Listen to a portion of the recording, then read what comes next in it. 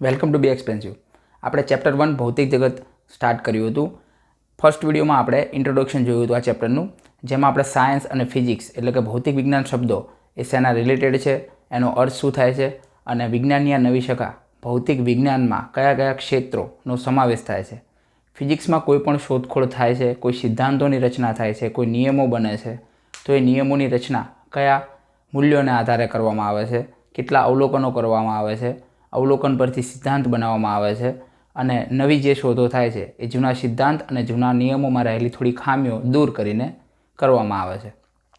હવે આપણે આ વિડીયોમાં જોઈએ કે ફિઝિક્સમાં કેટલા વિસ્તારના અવલોકનોનો અભ્યાસ ફિઝિક્સના નિયમોના આધારે કરી શકાય, એટલે કે ફિઝિક્સના પ્રભાવ ક્ષેત્રો કયા હોઈ શકે અથવા ફિઝિક્સનું કાર્યક્ષેત્ર શું હોઈ શકે. તો આપણે જોઈએ ફિઝિક્સના પ્રભાવ ક્ષેત્રની વાત કરીએ તો ફિઝિક્સના પ્રભાવ ક્ષેત્રને સામાન્ય રીતે બે વિભાગમાં વહેંચી શકીએ આપણે. પહેલાંને આપણે કહીશું સ્થૂળ ક્ષેત્ર અને બીજું છે સૂક્ષ્મ ક્ષેત્ર. આપણે જોઈએ તો આપણે ખગોળીય ઘટનાનો અભ્યાસ કરી શકીએ ફિઝિક્સના નિયમોના આધારે. એ સિવાય પરમાણુ અથવા કોઈ અણુ, સંયોજનો, પરમાણુના કેન્દ્રમાં રહેલા પ્રોટોન, ન્યુટ્રોન, કેન્દ્રની આસપાસ ફરતા ઇલેક્ટ્રોન, તો આ બધા અતિ સૂક્ષ્મ કણોનો અભ્યાસ પણ આપણે ફિઝિક્સના આધારે કરી શકીએ છીએ. તો જે મોટા પદાર્થોનો આપણે અભ્યાસ કરવાનો છે, એટલે કે ગ્રહોની ગતિ, ખગોળીય ઘટનાઓ કે પૃથ્વી પર રહેલા મોટા યંત્રો, મશીનો, આ બધાની જે ચર્ચા છે, ન્યૂટનના નિયમો જે એપ્લિકેબલ છે, બીજા સિદ્ધાંતો જ્યાં લાગુ પડે છે, ગુરુત્વાકર્ષણ બળનો નિયમ જ્યાં લાગુ પડે છે, તો એ બધો અભ્યાસ આપણે મોટા પદાર્થોને અનુલક્ષીને કરવાનો છે.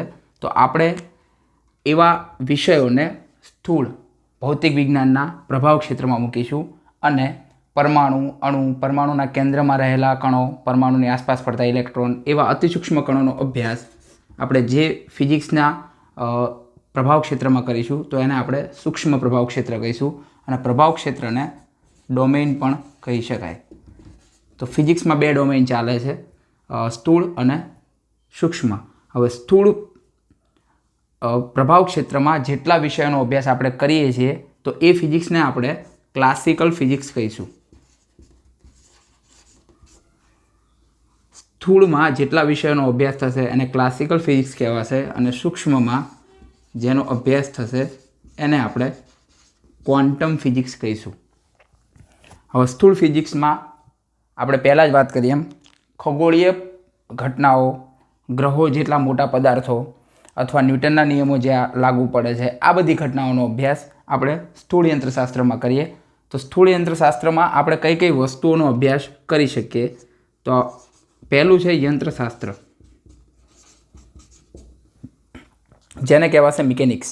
હવે યંત્રશાસ્ત્ર એટલે યંત્રોને લગતી જેટલી પણ ઘટનાઓ છે, યંત્રોની ગતિ છે, અથવા આપણે કહીએ કે ન્યૂટનના ગતિના નિયમો જ્યાં લાગુ પડે છે, ન્યૂટનનો ગુરુત્વાકર્ષણ બળનો નિયમ જ્યાં લાગુ પડે છે, રોકેટની હવામાં જે ગતિ, અવકાશ તરફ જે ગતિ છે, અવકાશયાનની ગતિ, ગ્રહોની ગતિ, ઉપગ્રહોની ગ્રહોની આસપાસની ગતિ, ગ્રહોની પોતાની ધરી પર ફરવાની ગતિ, આ બધા મોટા પદાર્થોને લગતી જે ગતિ કરતા પદાર્થોનો અભ્યાસ છે એને આપણે મિકેનિક્સ એટલે કે યંત્રશાસ્ત્ર નામની શાખામાં શીખી શકાય. ત્યારબાદ છે ઇલેક્ટ્રોડાયનેમિક્સ.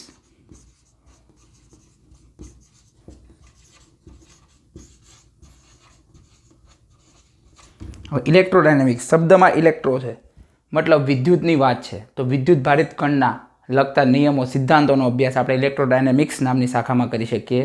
એ સિવાય જો વિદ્યુતની વાત આવે તો ચુંબકત્વની વાત આવે, વિદ્યુત ક્ષેત્રની વાત આવે તો ચુંબકીય ક્ષેત્રની વાત આવે અને આપણને ધોરણ 10 યાદ આવે ફેરાડે, ઓસ્ટેડ, આ વૈજ્ઞાનિકોએ જે આપણને સિદ્ધાંતો આપ્યા હતા. ઓસ્ટેડે સિદ્ધાંત આપ્યો હતો કે કોઈ પણ વાહક તારમાંથી વિદ્યુત પ્રવાહ પસાર થઈ રહ્યો હોય તો એની આસપાસ ચુંબકીય ક્ષેત્ર ઉત્પન્ન થાય છે, જ્યારે ફેરાડેએ એનાથી ઊંધી શોધ કરી હતી કે બદલાતું જતું ચુંબકીય ક્ષેત્ર, જેને આપણે સ્ટાન્ડર્ડ 12થમાં ફ્લક્સ કહીશું, ચુંબકીય ક્ષેત્રમાં થતો ફેરફાર એ નવા વિદ્યુત પ્રવાહનું નિર્માણ કરે છે. એટલે કે ચુંબકીય ક્ષેત્રને કારણે વિદ્યુત ક્ષેત્ર અને વિદ્યુત ક્ષેત્રને કારણે ચુંબકીય ક્ષેત્ર મળે છે.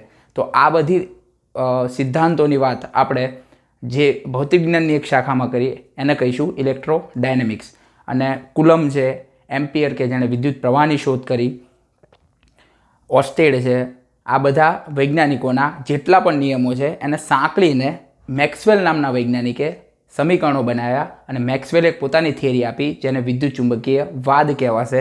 તો આ બધી ઘટનાઓનો અભ્યાસ આપણે ફિઝિક્સની એક શાખામાં કરીશું જેને કહીશું ઇલેક્ટ્રોડાયનેમિક્સ. ત્યારબાદ ત્રીજું છે પ્રકાશશાસ્ત્ર, જેને આપણે ઓપ્ટિક્સ કહી શકીએ. હવે પ્રકાશશાસ્ત્રમાં ધોરણ 10માં આપણે શીખ્યા છીએ પ્રકાશને લગતી બે ઘટનાઓ, પરાવર્તન અને વક્રીભવન. એ સિવાય પ્રકાશ તરંગ સ્વરૂપ ધરાવે છે, પ્રકાશ કણ સ્વરૂપ ધરાવે છે, એ આપણને ખબર છે. હવે કણ સ્વરૂપની ચર્ચા એ અહીંયા નહીં થાય, કારણ કે પ્રકાશ જો કણ સ્વરૂપનો બનેલો છે એના આધારે કેટલીક થિયરીઓ આપણે સાબિત કરવી છે અથવા સિદ્ધાંતો સમજવા છે.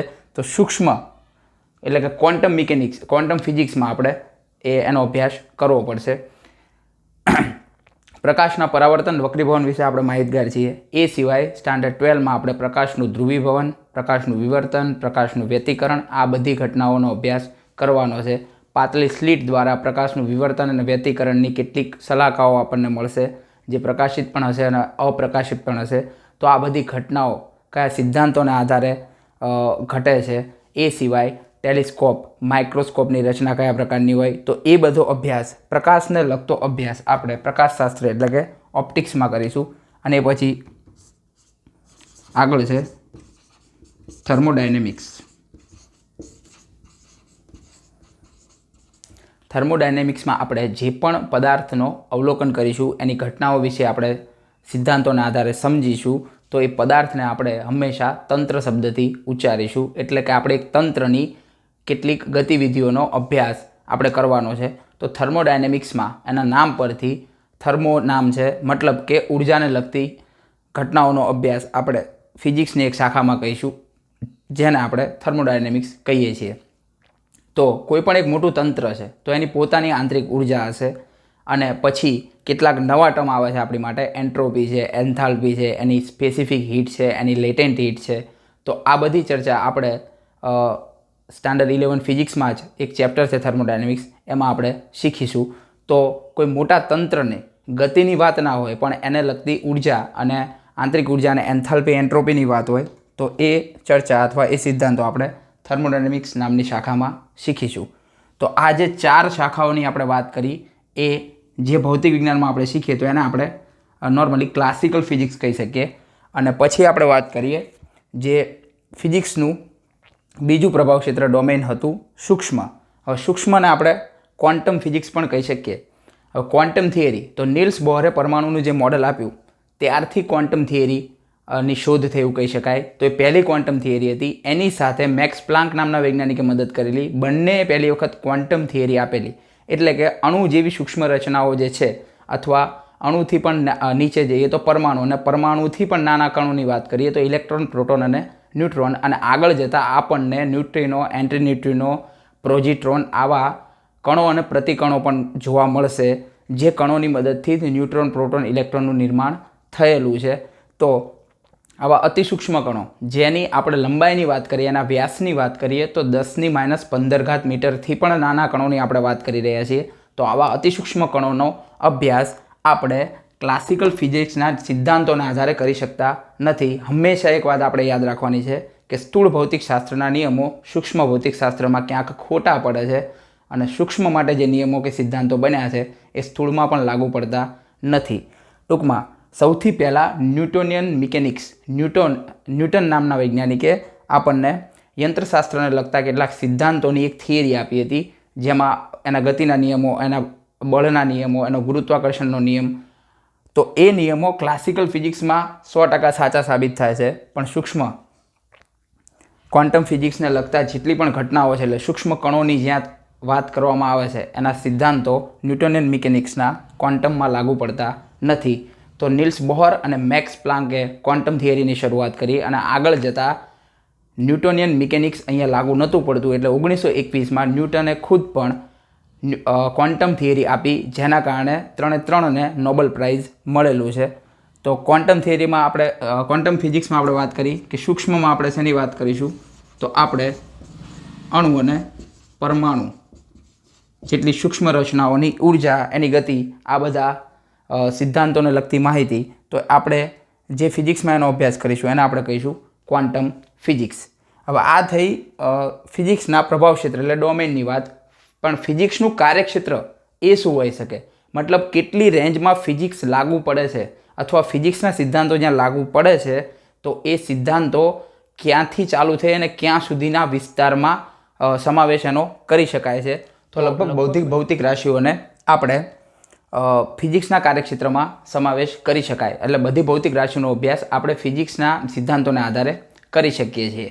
તો એમાં લંબાઈ, દ્રવ્યમાન એટલે કે દળ, સમય, ઉર્જા આવી ઘણી બધી રાશિઓનો અભ્યાસ આપણે કરી શકીએ. તો આપણે અહીંયા કેટલીક મહત્ત્વની રાશિઓ અને મહત્ત્વની રાશિઓની જ્યારે વાત આવે ત્યારે મુખ્ય 3 રાશિઓની વાત થાય: લંબાઈ, દ્રવ્યમાન એટલે કે દળ અને સમય. તો ફિઝિક્સ જેટલી પણ વસ્તુઓને લાગુ પડે છે બંને ડોમેનની આપણે વાત કરીએ છીએ. ક્લાસિકલ ક્વોન્ટમ ફિઝિક્સ એટલે કે સ્થૂળ અને સૂક્ષ્મ ભૌતિકશાસ્ત્રમાં જેટલી પણ લંબાઈઓ આપણે જેટલા પણ ક્રમની લંબાઈઓ સાથે કામ કરવાનું છે તો એને આપણે વાત કરીએ તો અણુ પરમાણુ સૌથી સૂક્ષ્મ છે. તો આપણે કહીશું કે 10⁻14 મીટરથી આપણે ફિઝિક્સના સિદ્ધાંતો એનો ફિઝિક્સનો અભ્યાસ સ્ટાર્ટ કરીએ છીએ. ક્યાં સુધી? તો ખગોળીય ઘટનાઓ સુધી. એટલે કે આકાશગંગા, આપણે જેટલી પણ આકાશગંગા જાણીએ છીએ એનો વ્યાસ, એનો વિસ્તાર તો આપણે કહીશું 10⁻26 મીટર. તો આપણને આ જે રેન્જ મળી લંબાઈની કે 10⁻14 મીટરના જેટલી સૂક્ષ્મ વસ્તુથી સ્ટાર્ટ કરી અને 10⁻26 મીટર સુધી સ્થૂળ અને સૂક્ષ્મ બંને ફિઝિક્સના સિદ્ધાંતો લાગુ પાડી શકાય છે. તો આ લંબાઈને લગતી એની રેન્જ થઈ એટલે આપણે આને કાર્યક્ષેત્ર કહીશું. તો કાર્યક્ષેત્રમાં આપણે 3 રાશિઓનો વાત કરીએ તો લંબાઈની વાત આપણે કરી 10⁻14 મીટરથી 10⁻26 મીટર. સમયની વાત કરીએ. હવે લંબાઈના આધારે આપણે જો સમયની તુલના કરવી જ હોય તો શૂન્યાવકાશમાં પ્રકાશની ઝડપ 3×10⁸ મીટર પ્રતિ સેકન્ડના આધારે કરીએ તો લંબાઈને સમય વડે ભાગીએ તો આપણને અહીંયા 10⁻22 સેકન્ડથી આપણે એવું કહી શકીએ કે 10⁻18 સેકન્ડ સુધી સમયને લગતી માહિતીનો અભ્યાસ આપણે ફિઝિક્સના સિદ્ધાંતોને આધારે કરી શકીએ છીએ. અને દ્રવ્યમાનની વાત કરીએ તો અતિ સૂક્ષ્મ જે વસ્તુનો આપણે ફિઝિક્સના નિયમોથી અભ્યાસ કરવાનો છે એ છે ઇલેક્ટ્રોન, પ્રોટોન, ન્યુટ્રોનના ક્રમના એ અતિ સૂક્ષ્મ કણો. તો આપણે નોર્મલી ન્યુટ્રોન, પ્રોટોન, ઇલેક્ટ્રોનને અથવા ઇલેક્ટ્રોનનું દળ આપણે કહીએ તો 10⁻30 કિલોગ્રામની રેન્જનું ગણવામાં આવે છે. તો ત્યાંથી આપણે સ્ટાર્ટ કરીશું અને ક્યાં સુધી? તો ખગોળીય ઘટના એટલે જેટલી આકાશગંગા આપણે જાણીએ છીએ ત્યાં સુધી ગેલેક્સીની વાત કરીએ તો એનું જેટલી પણ જાણીએ છીએ ગેલેક્સી એનું દળ દ્રવ્યમાન આશરે કેટલું ગણવામાં આવે છે તો એ નક્કી કરવામાં આવે છે 10⁻55 કિલોગ્રામ. તો દ્રવ્યમાન દળને લગતું કાર્યક્ષેત્ર પણ આપણને મળ્યું 10⁻30 કિલોગ્રામથી 10⁻55 કિલોગ્રામ. તો આ 3 રાશિઓ મહત્ત્વની છે. તો ફિઝિક્સના કાર્યક્ષેત્રમાં આટલા વિસ્તારનો અભ્યાસ આપણે કરીએ છીએ. હવે આગળ આપણે અભ્યાસ કરીએ તો આપણને જાણવા મળે કે 19મી અને 20મી સદીમાં ખાસ ફિઝિક્સમાં ઘણી બધી નવી વસ્તુની શોધ થઈ છે. નવા નિયમો, નવા સિદ્ધાંતો, નવી મશીનરીની શોધ, નવી ડિવાઇસીસો બને છે.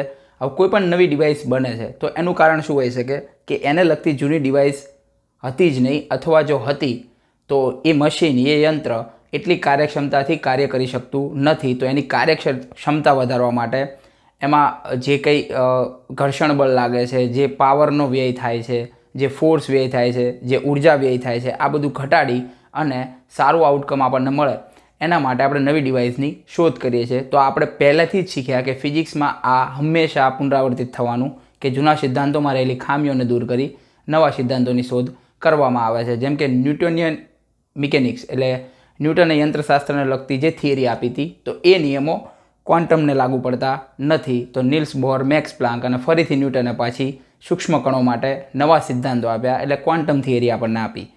તો આવી રીતે આપણે વાત કરીએ તો એક કોમન આપણે ધોરણ 9માં ગુરુત્વાકર્ષણનો નિયમ જ્યારે શીખ્યા ત્યારે કોમન એક પ્રયોગ આપણે જોયો હોય કે મારી પાસે એક પથ્થર છે અને બીજી બાજુ એક હલકો પદાર્થ છે. આપણે પીછું અથવા કાગળનો ટુકડો એવો કોઈ પદાર્થ લઈ શકીએ. તો બંનેને હું એકસાથે મુક્ત પતન કરાવું છું અમુક ઊંચાઈએથી તો પથ્થર પહેલાં પહોંચે છે, પીછું પછી પહોંચે છે. તો એ વખતે આપણે શીખ્યા હોઈએ કે એક તો એનો ગતિપથ છે એનો તફાવત છે અને બીજું છે હવાનો અવરોધ. તો ન્યૂટને ગુરુત્વાકર્ષણનો નિયમ આપ્યો તો એમાં ક્યાંય હવાના અવરોધની કોઈ ઓપોઝિટ ફોર્સ લાગે છે એની ક્યાંય ચર્ચા કરવામાં આવી નથી. હવે આ જ ઘટના આપણે શૂન્ય અવકાશ ધરાવતી કોઈ ચેમ્બર કે શૂન્ય અવકાશ ધરાવતી બે નળી લઈએ અને એકમાં પથ્થરનું મુક્તપતન કરાવીએ, બીજામાં જે પહેલા પદાર્થ લીધો તો પીછું અથવા કાગળનો ટુકડો એનું મુક્તપતન કરાવીએ, તો લગભગ બંને પદાર્થ એક સાથે જ સપાટી ઉપર ટચ થશે. એટલે શૂન્ય અવકાશ હતું તો કોઈ કણો નહોતા, વાતાવરણ નહોતું, હવા નહોતી, તો કોઈ અવરોધ નડ્યો નથી. તો આપણે અહીંયા જોઈએ તો આપણને એવું લાગે કે ન્યૂટને આપેલા ગુરુત્વાકર્ષણના સિદ્ધાંતમાં પણ એક હવાના અવરોધવાળી ચર્ચા એ કરવી જોઈએ અને આ ક્વોન્ટમ ફિઝિક્સ માટે આપણે સુધારીને એ હવાનો અવરોધ દૂર થાય એવું કંઈક વિચારણા કરીને કોઈ વૈજ્ઞાનિક દ્વારા ભવિષ્યમાં આ નવી શોધ ન્યૂટનના ગુરુત્વાકર્ષણના નિયમમાં થઈ શકે છે. તો આમ એક શોધને આધારે બીજી શોધ ચાલુ જ રહેવાની છે. તો આ વિડીયોમાં આપણે ફિઝિક્સના પ્રભાવ ક્ષેત્ર અને કાર્યક્ષેત્રની ચર્ચા કરી. હવે બુકમાં આના પછીની થિયરી છે, એમાં 19મી અને 20મી સદીમાં થયેલી કેટલીક મહત્ત્વની શોધો, એ શોધ કરેલ વૈજ્ઞાનિકનું નામ, એના દેશનું નામ, એનો એક ચાર્ટ આપ્યો છે.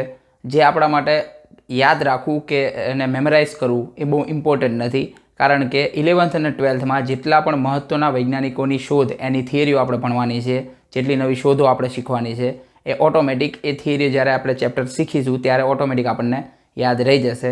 તેમ છતાં આપણે કેટલાક મહત્ત્વની શોધો જે આપણે ખરેખર યાદ રાખવી અને જાણવી જરૂરી છે, તો એ આપણે નેક્સ્ટ વિડીયોમાં એની ચર્ચા કરીશું.